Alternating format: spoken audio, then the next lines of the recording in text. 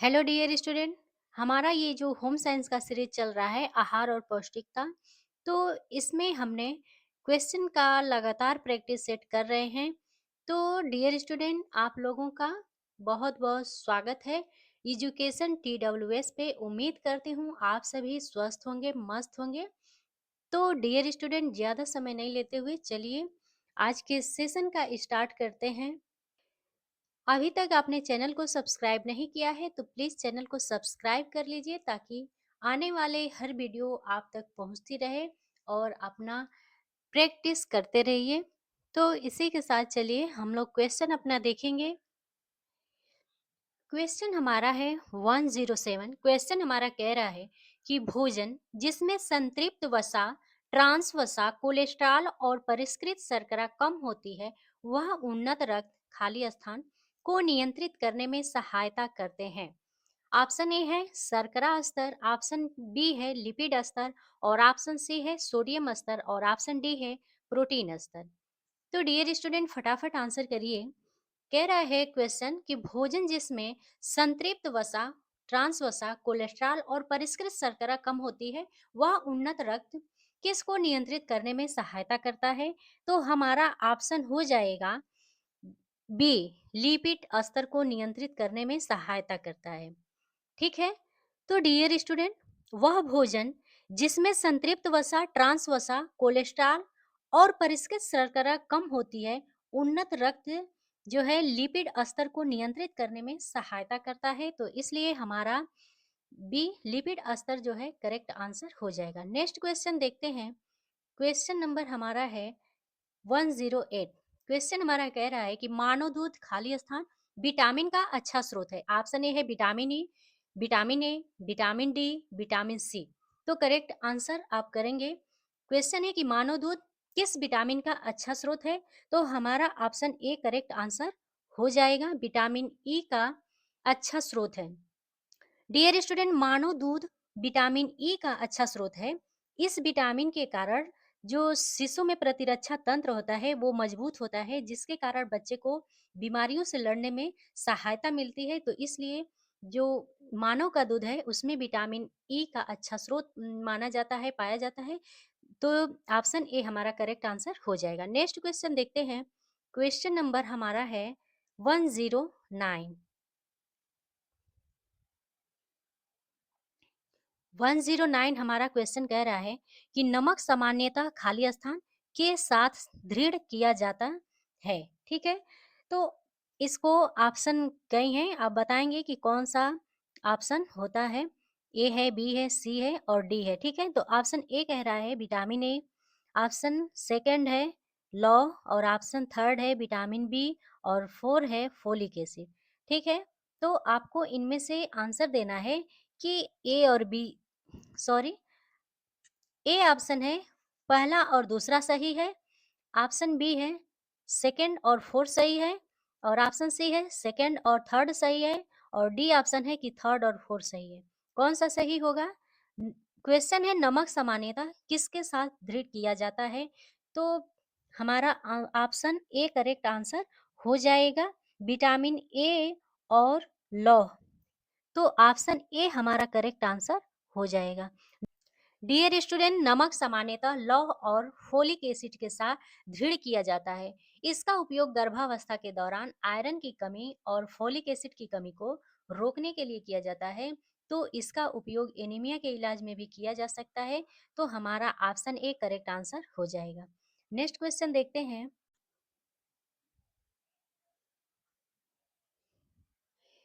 तो option D हमारा 119 का करेक्ट आंसर हो जाएगा। नेक्स्ट क्वेश्चन की तरफ चलते हैं और क्वेश्चन नंबर देखते हैं 120। क्वेश्चन नंबर 120 कह रहा है कि ब्यूटायरिक अम्ल पाया जाता है। ठीक है, ब्यूटायरिक अम्ल पाया जाता है। ऑप्शन ए अंडे में, मक्खन में, सरसों का तेल में, फलों में। किस में पाया जाता है? तो डियर स्टूडेंट, ब्यूटायरिक अम्ल जो है मक्खन में पाया जाता है। तो ऑप्शन बी हमारा करेक्ट आंसर हो जाएगा। डियर स्टूडेंट, ब्यूटायरिक अम्ल एक रंगहीन तरल होता है जो जल, इथेनॉल और ईथर में घुलनशील होता है। यह मक्खन में पाया जाता है अपने शक्तिशाली गंध के कारण यह मछली पकड़ने की चारे के रूप में प्रयोग किया जाता है। तो ब्यूटायरिक अम्ल जो है मक्खन में पाया जाता है, तो इसलिए हमारा ऑप्शन बी करेक्ट आंसर हो जाएगा। नेक्स्ट क्वेश्चन की तरफ चलते हैं और देखते हैं क्वेश्चन नंबर 121। क्वेश्चन हमारा कह रहा है कि वसा के पाचन के लिए आवश्यक एंजाइम है। Option A rennin, lipase, amylase, pepsin. क्या हो जाएगा? तो डियर स्टूडेंट, वसा के पाचन के लिए आवश्यक एंजाइम जो है लाइपेज होता है। ठीक है, यह एंजाइम डाई और मोनोग्लिसराइडों की पित्त की सहायता से यह एंजाइम डाई और मोनोग्लिसराइडों की पित्त की सहायता से विघटित करता है। तो लाइपेज एंजाइम को एस्टिएप्सिन एंजाइम भी कहते हैं। तो यह वसीय अम्ल और ग्लिसरॉल का उत्पादन के लिए एक पायसीकृत वसा यानी इमल्सिफिकेशन ऑफ फैट पर कार्य करता है। तो ऑप्शन बी हमारा करेक्ट आंसर हो जाएगा। वसा के पाचन के लिए आवश्यक एंजाइम लाइपेज होता है, तो ऑप्शन बी हमारा करेक्ट आंसर हो जाएगा। नेक्स्ट क्वेश्चन देखते हैं। क्वेश्चन नंबर हमारा 122 कह रहा है कि सिरके में होता है, क्या होता है? ऑप्शन ए सेट्रिक अम्ल, बी हाइड्रोक्लोरिक अम्ल, सी लैक्टिक अम्ल और डी एसिटिक अम्ल। ठीक है, तो फटाफट आंसर करेंगे कि सिरके में होता है। तो सिरके में एसिटिक अम्ल होता है, ऑप्शन डी हमारा करेक्ट आंसर हो जाएगा। डियर स्टूडेंट, सिरका एक खट्टा, तरल और अम्लीय पदार्थ होता है जो कई तनु एल्कोहलिक तरल पदार्थों का एसिटिक अम्ल युक्त तरल में किण्वन द्वारा बनाया जाता है। सिरका में सामान्यतः मात्रा जो होती है मात्रा के हिसाब से 5 से 8% एसिटिक अम्ल होता है। ठीक है, तो याद रखिएगा। तो सिरके में होता है एसिटिक अम्ल। 122 का ऑप्शन डी करेक्ट आंसर हो जाएगा। नेक्स्ट क्वेश्चन देखते हैं। क्वेश्चन नंबर 123 कह रहा है कि ताजे फल तथा सक्रिय आहार में सम्मिलित किए जाते हैं। ऑप्शन ए शरीर निर्माणक आहार में उपयोग सॉरी ऑप्शन ए है शरीर निर्माणक आहार के रूप में, बी है ऊर्जा देने वाले आहार के रूप में और सी है सुरक्षात्मक आहार के रूप में और डी है इनमें से कोई नहीं। तो डियर स्टूडेंट, फटाफट आंसर करेंगे। क्वेश्चन है ताजे फल और सब्जियां आहार में सम्मिलित किए जाते हैं, तो ये हमारा हो जाएगा सुरक्षात्मक आहार के रूप में शामिल किए जाते हैं। तो ऑप्शन सी हमारा करेक्ट आंसर हो जाएगा। डियर स्टूडेंट, विटामिन और खनिज तत्व जो है हमारे शरीर को रोगों से सुरक्षा प्रदान करते हैं और ये हमारी आंखों, हड्डियों, दांतों और मसूड़ों को स्वस्थ रखने में भी सहायता करते हैं। तो डियर स्टूडेंट, ताजे फल सब्जियां जो है प्रचुर मात्रा में विटामिन और खनिज तत्व इनमें मौजूद होता है, पाए जाते हैं, जो सुरक्षात्मक आहार के रूप में प्रयोग किया जाता है। तो इसलिए 123 का ऑप्शन सी हमारा करेक्ट आंसर हो जाएगा। नेक्स्ट क्वेश्चन की तरफ चलते हैं। क्वेश्चन नंबर 124 कह रहा है कि भारतीय प्रौढ़ पुरुष की औसत दैनिक आवश्यकता प्रोटीन की है, कितना है? 0.6 ग्राम किलोग्राम शरीर का भार, 0.8 ग्राम किलोग्राम शरीर का भार, 2.0 ग्राम किलो भार शरीर का भार, किलोग्राम शरीर का भार, 1.5 ग्राम किलोग्राम शरीर का भार। फटाफट आंसर करेंगे कि भारतीय प्रौढ़ पुरुष की औसत दैनिक आवश्यकता प्रोटीन की होती है। तो प्रोटीन प्रमुख कार्बनिक पदार्थ है जो शरीर की वृद्धि एवं मरम्मत के लिए आवश्यक है। ठीक है, तो डियर स्टूडेंट, 1 ग्राम प्रोटीन से हमें 4 किलो कैलोरी ऊर्जा प्राप्त होती है। तो अनुशंसित आहार भत्ता यानी आरडीए की रिपोर्ट 2020 के अनुसार भारतीय प्रौढ़ पुरुष की औसत दैनिक आवश्यकता प्रोटीन की जो है वो आपका 0.8 ग्राम किलोग्राम शरीर का भार होता है। तो ऑप्शन बी हमारा करेक्ट आंसर हो जाएगा। नेक्स्ट क्वेश्चन की तरफ चलते हैं। क्वेश्चन नंबर 25 कह रहा है, क्वेश्चन हमारा कह रहा है कि परनीशियस रक्ताल्पता एनीमिया होता है किसकी कमी से? फोलिक अम्ल की, विटामिन बी 12 की, लौह तत्व की या विटामिन बी 6 की। ठीक है, तो आंसर करिए। परनीशियस जो रक्ताल्पता एनीमिया होता है वो किसकी कमी से होती है? तो वो विटामिन बी 12 की कमी से होती है। ठीक है डियर स्टूडेंट, परनीशियम रक्ताल्पता तब होता है जब मनुष्य के शरीर के ऊतकों तक पर्याप्त ऑक्सीजन ले जाने के लिए पर्याप्त स्वस्थ लाल रक्त कोशिकाओं की कमी होती है। एनीमिया को जो है निम्न हीमोग्लोबिन भी कहा जाता है, क्योंकि रक्त में हीमोग्लोबिन की जो मात्रा है वो कम होती है। परनीसियस रक्ताल्पता का कारण शरीर में हमारे विटामिन B12, जिसको साइनोकोबालामिन की जिसको साइनोकोबालामिन भी कहा जाता है, तो विटामिन B12 की कमी का होना ही परनीसियस रक्ताल्पता का कारण होता है। तो इसके कारण जो है व्यक्ति थका हुआ और कमजोर महसूस करता है। तो 125 का हमारा ऑप्शन बी करेक्ट आंसर हो जाएगा कि विटामिन B12 की कमी होती है। ठीक है, नेक्स्ट क्वेश्चन की तरफ चलते हैं।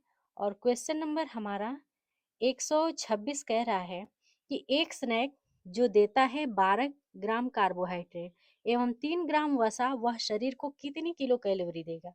ऑप्शन ए 60 किलो कैलोरी देगा, 135 किलो कैलोरी देगा, 75 किलो कैलोरी देगा, और डी है इनमें से कोई नहीं। ठीक है, तो डियर स्टूडेंट, एक स्नैक जो देता है कितना 12 ग्राम कार्बोहाइड्रेट और 3 ग्राम वसा, तो वह शरीर को कितनी किलो कैलोरी देगा? तो ऑप्शन सी 75 किलो कैलोरी देगा। ठीक है,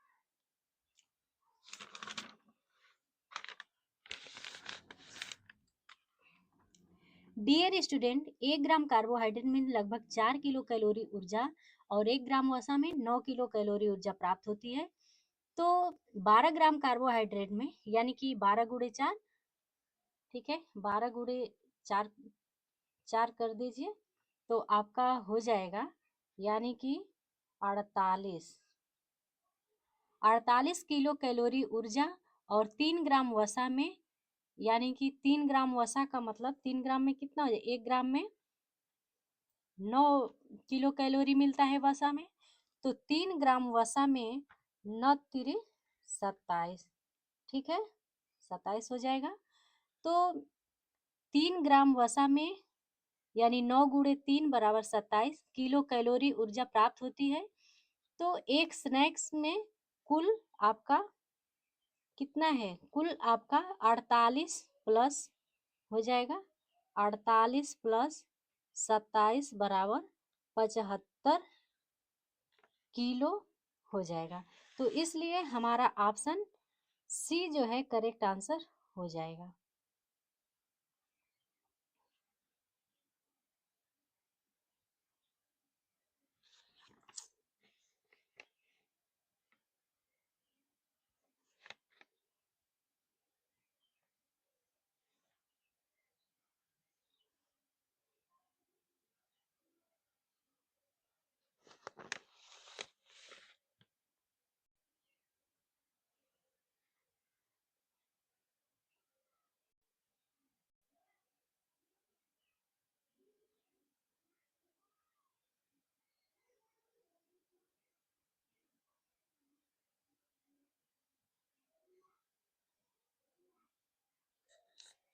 तो डियर स्टूडेंट, हमारा 75 किलो कैलोरी हो जाएगा। तो ऑप्शन सी 126 का करेक्ट आंसर हो जाएगा।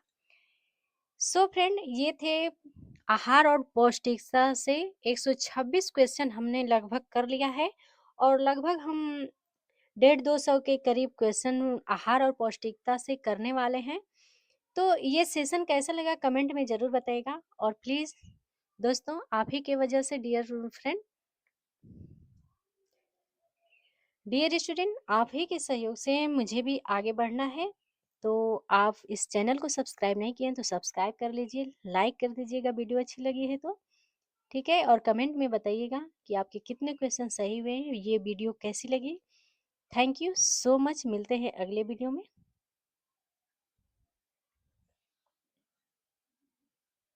नेक्स्ट क्वेश्चन है 110। क्वेश्चन कह रहा है कि कार्बोहाइड्रेट के पाचन के लिए एमाइलेज एंजाइम खाली स्थान द्वारा स्रावित किया जाता है। ऑप्शन ए है मुख द्वारा, बी है अमाशय, सी है अग्नाशय, और ऑप्शन डी है कि बी और सी दोनों के द्वारा। ठीक है, तो हम आंसर करेंगे। क्वेश्चन हमारा कह रहा है, एक बार फिर से देखिए, कि कार्बोहाइड्रेट के पाचन के लिए एमाइलेज एंजाइम किसके द्वारा स्रावित किया जाता है। ठीक है, तो हमारा ऑप्शन हो जाएगा डी, बी और सी दोनों के द्वारा स्रावित किया जाता है। ठीक है, अमाशय और अग्नाशय दोनों के द्वारा स्रावित किया जाता है। डियर स्टूडेंट, कार्बोहाइड्रेट के पाचन के लिए एमाइलेज एंजाइम आमाशय और अग्नाशय में पाया जाता है, जो स्टार्च को घुलनशील शर्करा में परिवर्तित करते हैं। तो इसलिए हमारा option B, D correct answer हो जाएगा। आमाशय भी होगा और अग्नाशय भी होगा। तो ठीक है, तो नेक्स्ट क्वेश्चन देखते हैं। क्वेश्चन हमारा है वन क्वेश्चन हमारा 111 कह रहा है कि यौगिक जो कार्बोहाइड्रेट, वसा और प्रोटीन से ऊर्जा निकालना सुगम बनाते हैं। ऑप्शन ए रेशे, जल, खनिज, एंजाइम, क्या होगा? तो यौगिक जो कार्बोहाइड्रेट, वसा और प्रोटीन से ऊर्जा निकालना सुगम बनाते हैं, उन्हें हम एंजाइम कहते हैं। ठीक है, तो ऑप्शन डी हमारा करेक्ट आंसर हो जाएगा। डियर स्टूडेंट, एंजाइम कार्बोहाइड्रेट, वसा और प्रोटीन को तोड़कर घुलनशील शर्करा, वसीय अम्ल और ग्लिसरॉल और अमीनो अम्ल में तोड़ता है। तो इसलिए हमारा करेक्ट आंसर डी हो जाएगा कि यौगिक जो कार्बोहाइड्रेट, वसा और प्रोटीन से ऊर्जा निकालना सुगम बनाता है, वो एंजाइम हमारा करेक्ट आंसर हो जाएगा। नेक्स्ट क्वेश्चन देखते हैं। क्वेश्चन नंबर है 112, कह रहा है कि निम्नलिखित में से कौन से भोजन उच्चतम गुणवत्ता के प्रोटीन उपलब्ध कराते हैं। ऑप्शन ए मक्का, बी है जिलेटिन, सी है साबुत अनाज और डी है अंडा। ठीक है, ये अंडा है। ठीक है, तो डी ऑप्शन है अंडा। तो फटाफट आंसर करेंगे कि निम्नलिखित में से कौन से भोजन उच्चतम गुणवत्ता के प्रोटीन उपलब्ध कराते हैं। तो हमारा इसका ऑप्शन हो जाएगा डी। ठीक है, डी यानी कि अंडा जो है, ये भोजन उच्चतम गुणवत्ता के प्रोटीन उपलब्ध कराते हैं। डियर स्टूडेंट, प्रोटीन शरीर की वृद्धि एवं मरम्मत के लिए काफी आवश्यक पोषक तत्व माना जाता है। तो अंडा, दाल, मांस इत्यादि उच्च गुणवत्ता युक्त प्रोटीन उपलब्ध कराते हैं। तो इसलिए हमारा ऑप्शन डी अंडा करेक्ट आंसर हो जाएगा। नेक्स्ट क्वेश्चन देखते हैं। क्वेश्चन हमारा है क्वेश्चन नंबर 113, कह रहा है कि एक नवजात द्वारा आसानी से पाचित होने वाला मुख्य कार्बोहाइड्रेट है। ऑप्शन ए ग्लूकोज, बी है लैक्टोज, सी फ्रक्टोज और डी है सुक्रोज। ठीक है, तो फटाफट आंसर करेंगे। हमारा आंसर होगा इसका कि लैक्टोज है। नवजात शिशु द्वारा आसानी से पाचित होने वाला मुख्य कार्बोहाइड्रेट लैक्टोज है। ऑप्शन बी हमारा करेक्ट आंसर हो जाएगा। डियर स्टूडेंट, नवजात शिशु द्वारा आसानी से पाचित होने वाला मुख्य कार्बोहाइड्रेट लैक्टोज है। लैक्टोज जो है दूध उत्पादों में पाई जाने वाली शर्करा है। लैक्टोज लैक्टेज नामक एंजाइम की उपस्थिति में ग्लूकोज एवं गैलेक्टोज में परिवर्तित हो जाता है। तो इसलिए हमारा ऑप्शन बी करेक्ट आंसर हो जाएगा। नेक्स्ट क्वेश्चन देखते हैं।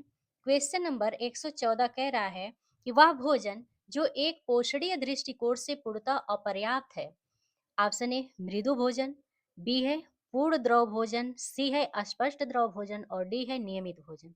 ठीक है, तो इसका हमारा करेक्ट ऑप्शन हो जाएगा कि अस्पष्ट एवं द्रव भोजन अपर्याप्त है। ठीक है, वह भोजन जो एक कोषणीय दृष्टिकोण से पूर्णतः अपर्याप्त है, तो वो हमारा हो जाएगा अस्पष्ट द्रव भोजन। तो सी ऑप्शन करेक्ट आंसर हो जाएगा। डियर स्टूडेंट, अस्पष्ट द्रव भोजन ऐसे खाद्य पदार्थ होते हैं जो पेट में आसानी से तरल हो जाते हैं। ये पोषणीय दृष्टिकोण से अपर्याप्त होते हैं क्योंकि इनमें सभी पोषक तत्व जैसे कि प्रोटीन, कार्बोहाइड्रेट, वसा, विटामिन, खनिज तत्व पूर्ण रूप में मौजूद नहीं रहते हैं। तो ये हमारे अपर्याप्त होते हैं। तो अस्पष्ट द्रव भोजन हमारा करेक्ट आंसर हो जाएगा। नेक्स्ट क्वेश्चन देखते हैं। राष्ट्रीय पोषणीय एनीमिया प्रोफिलैक्सिस कार्यक्रम भारत में वर्ष किस में शुरू किया गया था। ऑप्शन ए है 1962, 1980, 1970, 1975। ठीक है, तो फटाफट आंसर करेंगे कि राष्ट्रीय पोषणीय एनीमिया प्रोफिलैक्सिस कार्यक्रम जो है भारत में किस वर्ष शुरू किया गया था। तो हमारा ऑप्शन सी करेक्ट आंसर हो जाएगा। 1970 में शुरू किया गया था। तो डियर स्टूडेंट, भारत में सभी कमजोर आयु समूहों जैसे कि गर्भवती एवं स्तनपान कराने वाली माताएं, नवजात शिशु, किशोर आदि में जो है एनीमिया की कमी यानी एनीमिया की जो समस्या है उससे समाधान पाने के लिए 1970 में राष्ट्रीय पोषणीय एनीमिया प्रोफिलैक्सिस कार्यक्रम शुरू किया गया था। तो इसलिए हमारा ऑप्शन सी करेक्ट आंसर हो जाएगा। नेक्स्ट क्वेश्चन की तरफ चलते हैं और नेक्स्ट क्वेश्चन को देखते हैं। क्वेश्चन नंबर 116 कह रहा है कि लार में पाचन एंजाइम होता है। क्या होता है? माल्टोज होता है, सुक्रोज होता है, काइनेज होता है, टाइलिन होता है। ठीक है? तो लार में पाचन एंजाइम होता जो है वो टाइलिन होता है। ऑप्शन डी हमारा करेक्ट आंसर होगा।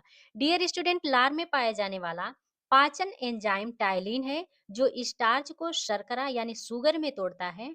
टाइलिन को प्यालिन भी कहा जाता है, याद रखिएगा। तो हमारा 116 का option D ptyalin correct answer हो जाएगा। नेक्स्ट क्वेश्चन की तरफ चलते हैं और देखते हैं क्वेश्चन नंबर 117 क्या कह रहा है। क्वेश्चन नंबर 117 कह रहा है कि दालों का अंकुरण पोषणात्मक दृष्टि से महत्वपूर्ण है, क्योंकि यह पाचनशीलता में वृद्धि करता है, विटामिन सी को बढ़ाता है, लौह तत्व की जैव उपलब्धता को बढ़ाता है, या फिर उपयुक्त सभी।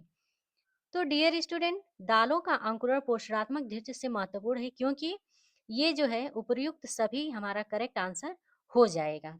डियर स्टूडेंट, अंकुरण प्रक्रिया के कारण दालों की जैव रासायनिक पोषण संबंधी और संवेदी विशेषताओं में महत्वपूर्ण परिवर्तन होता है। तो दालों का अंकुरण पोषणात्मक दृष्टि से महत्वपूर्ण है, क्योंकि यह पाचनशीलता में वृद्धि करता है और विटामिन सी और लौह तत्व की जैव उपलब्धता को बढ़ाता है। तो इसलिए ये सभी हो जाएगा। यह पाचनशीलता में वृद्धि करता है, यह विटामिन सी को बढ़ाता है, लौह तत्व और जैव उपलब्धता को बढ़ाता है। तो प्रयुक्त सभी हमारा करेक्ट आंसर हो जाएगा। नेक्स्ट क्वेश्चन देखते हैं। क्वेश्चन नंबर 118 कह रहा है कि हीमोग्लोबिन क्वेश्चन नंबर 118 कह रहा है कि हीमोग्लोबिन के निर्माण हेतु दोनों की आवश्यकता होती है। वो कौन कौन से दो हैं? ऑप्शन ए है लौह तत्व एवं जिंक, लौह तत्व एवं कैल्शियम, लौह तत्व एवं फोलिक अम्ल और लौह तत्व एवं एस्कार्बिक अम्ल। तो फटाफट आंसर करेंगे।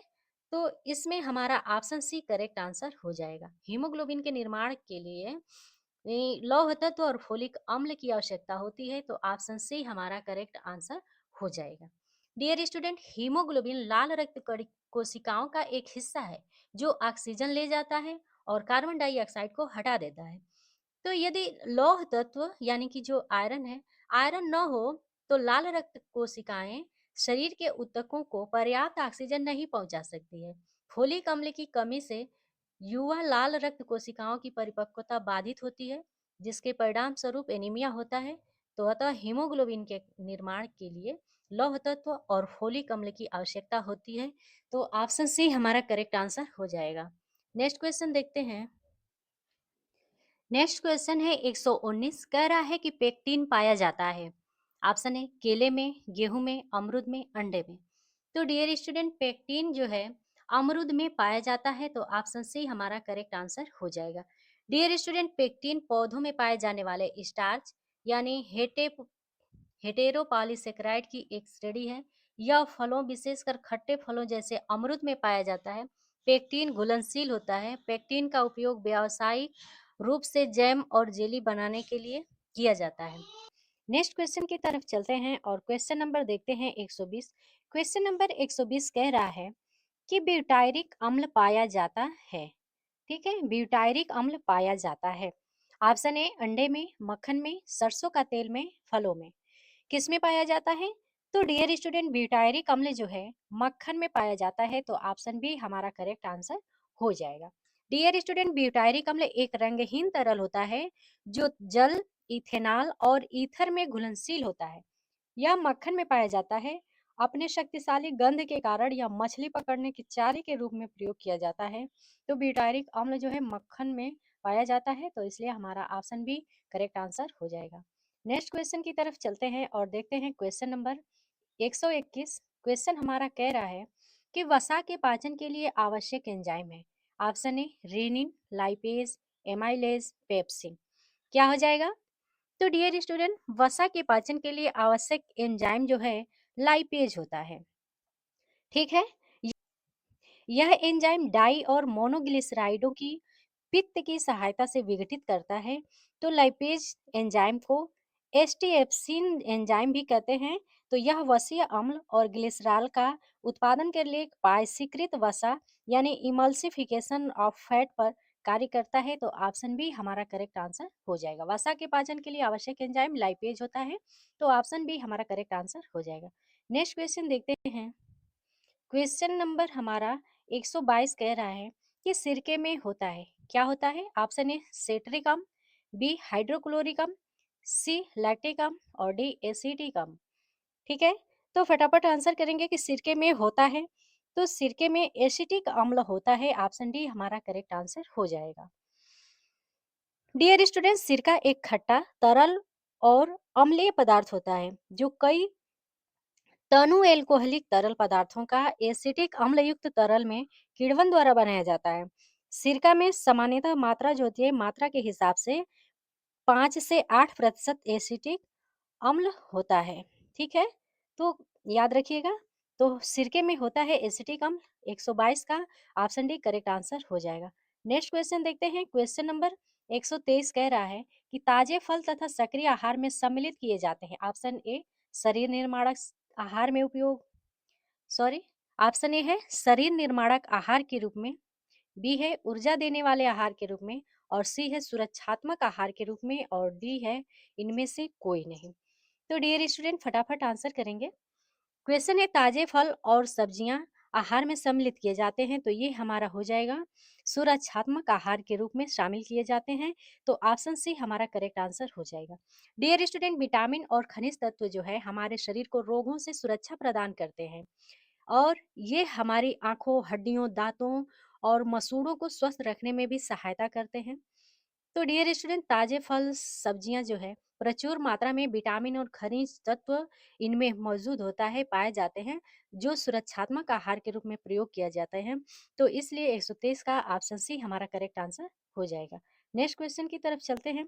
क्वेश्चन नंबर 124 कह रहा है कि भारतीय प्रौढ़ पुरुष की औसत दैनिक आवश्यकता प्रोटीन की है, कितना है?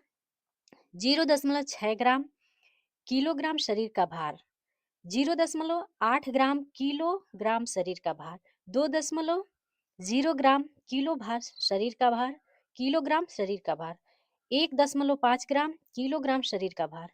फटाफट आंसर करेंगे कि भारतीय प्रौढ़ पुरुष की औसत दैनिक आवश्यकता प्रोटीन की होती है। तो प्रोटीन प्रमुख कार्बनिक पदार्थ है जो शरीर की वृद्धि एवं मरम्मत के लिए आवश्यक है। ठीक है, तो डियर स्टूडेंट, 1 ग्राम प्रोटीन से हमें 4 किलो कैलोरी ऊर्जा प्राप्त होती है। तो अनुशंसित आहार भत्ता यानी आरडीए की रिपोर्ट 2020 के अनुसार भारतीय प्रौढ़ पुरुष की औसत दैनिक आवश्यकता प्रोटीन की जो है वो आपका 0.8 ग्राम किलोग्राम शरीर का भार होता है, तो ऑप्शन बी हमारा करेक्ट आंसर हो जाएगा। नेक्स्ट क्वेश्चन की तरफ चलते हैं। क्वेश्चन नंबर 25 कह रहा है, क्वेश्चन हमारा कह रहा है कि परनीशियस रक्ताल्पता एनीमिया होता है किसकी कमी से? फोलिक अम्ल की, विटामिन बी 12 की, लौह तत्व की, या विटामिन बी 6 की। ठीक है, तो आंसर करिए। परनीसियस जो रक्ताल्पता एनीमिया होता है वो किसकी कमी से होती है?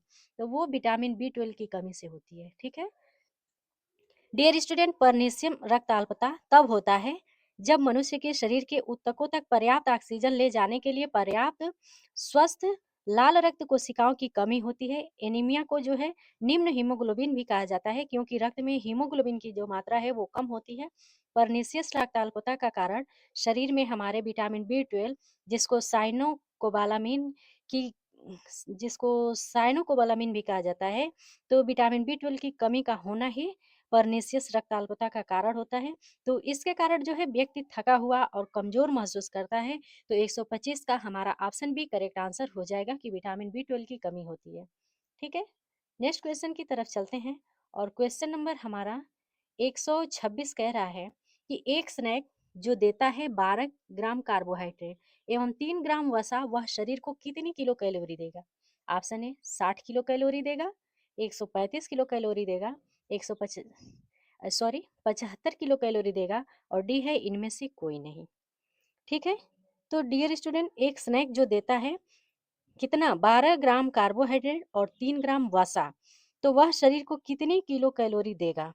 तो ऑप्शन सी 75 किलो कैलोरी देगा। ठीक है, डियर स्टूडेंट, 1 ग्राम कार्बोहाइड्रेट में लगभग 4 किलो कैलोरी ऊर्जा और 1 ग्राम वसा में 9 किलो कैलोरी ऊर्जा प्राप्त होती है।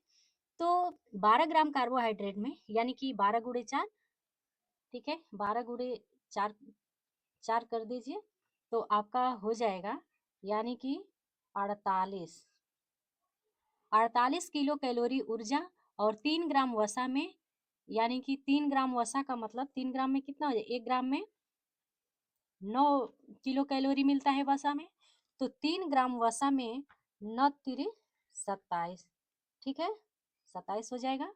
तो 3 ग्राम वसा में यानी 9 गुणे 3 बराबर 27 किलो कैलोरी ऊर्जा प्राप्त होती है। तो एक स्नैक्स में कुल आपका कितना है, कुल आपका 48 प्लस हो जाएगा, 48 प्लस 27 बराबर 75 किलो हो जाएगा। तो इसलिए हमारा ऑप्शन सी जो है करेक्ट आंसर हो जाएगा। आहार और पौष्टिकता से 126 क्वेश्चन हमने लगभग कर लिया है, और लगभग हम 150 के करीब क्वेश्चन आहार और पौष्टिकता से करने वाले हैं। तो ये सेशन कैसा लगा कमेंट में ज़रूर बताइएगा, और प्लीज़ दोस्तों आप ही की वजह से डियर फ्रेंड, डियर स्टूडेंट, आप ही के सहयोग से मुझे भी आगे बढ़ना है। तो आप इस चैनल को सब्सक्राइब नहीं किए हैं तो सब्सक्राइब कर लीजिए, लाइक कर दीजिएगा वीडियो अच्छी लगी है तो, ठीक है, और कमेंट में बताइएगा कि आपके कितने क्वेश्चन सही हुए हैं, ये वीडियो कैसी लगी। थैंक यू सो मच, मिलते हैं अगले वीडियो में।